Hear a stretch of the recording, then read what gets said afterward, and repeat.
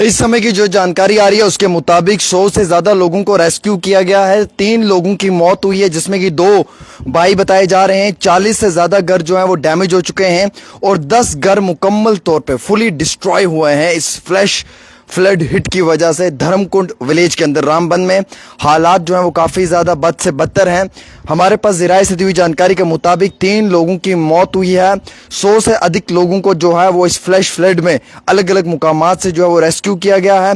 और landslides, mud slides, dozen of places ऐसी हैं नाशरी बनिहाल के इस मुकाम के ऊपर जहां पे काफ़ी बड़े पैमाने पे जो है वो ट्रैफिक को भी सस्पेंड किया गया है।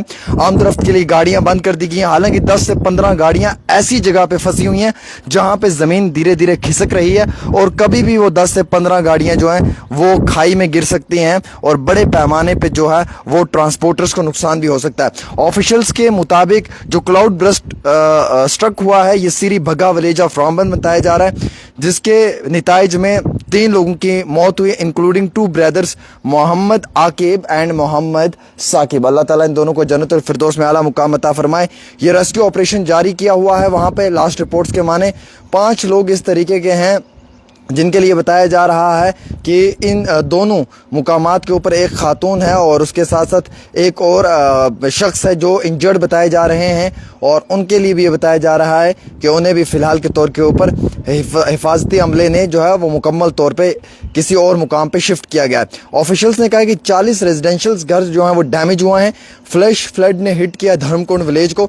10 घर जो हैं वो फुली डैमेज हुए हैं और 100 से अधिक जो ट्रैप्ड विलेजर्स थे उन्हें रेस्क्यू किया गया। पुलिस ने ऑन स्पॉट पहुंचकर और मुकम्मल तौर पे कोशिश की यही है कि इन लोगों को जो है वो सेफ जगह पे भेजा जाए। जम्मू श्रीनगर कौमी शाहराह बंद है, गलती से भी सफ़र ना करें।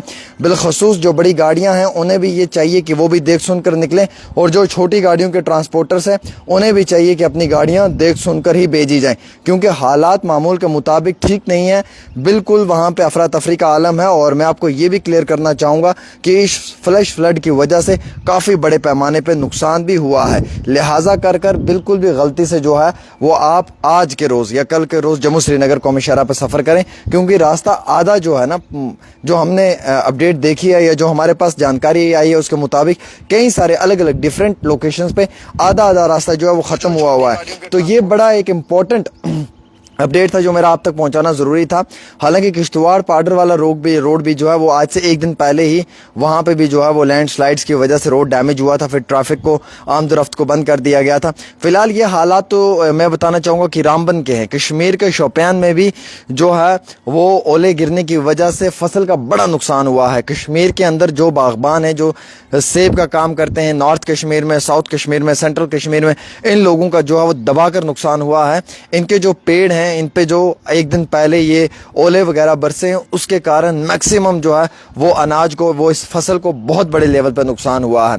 हालांकि एप्पल फ्रूट ग्रोवर्स का सबसे बड़ा नुकसान हुआ है और मुझे लगता है कि ये बैकबोन मानी जाती है एग्रीकल्चर में या हॉर्टिकल्चर में। तो इन लोगों का जो नुकसान होता है तो उस नुकसान में जो है वो सरकार को भी एक अपना बड़ा रोल प्ले करना चाहिए। बिलखसूस कौमी शाहराह अगर आप मुगल रोड की बात करें वो बंद है, क्लोज है।